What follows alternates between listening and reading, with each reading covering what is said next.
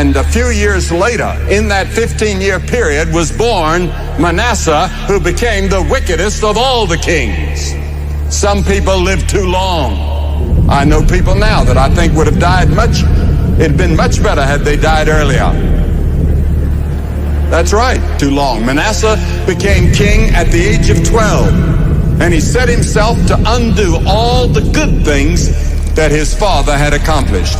He was a very wicked man. The Bible says that he was guilty of some of the worst idolatry in the history of all of Israel or Judah. He set up gods everywhere, even in the temple of God, other gods where people worship. And idolatry is anything. And then the second thing that Manasseh was guilty of was immorality.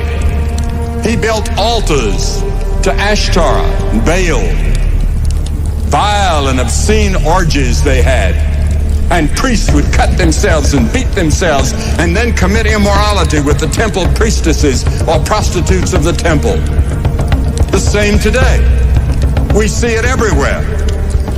And then Manasseh had religion. He had religion. Even the devil believes.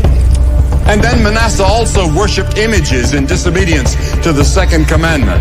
And here we read that Manasseh made Israel raised up altars for Baal and made groves and worshipped all the host of heaven and served them. All the people were worshipers. They worshiped the stars. They were deeply involved in the depths of what we might today call astrology. But more than that. And then he was a murderer.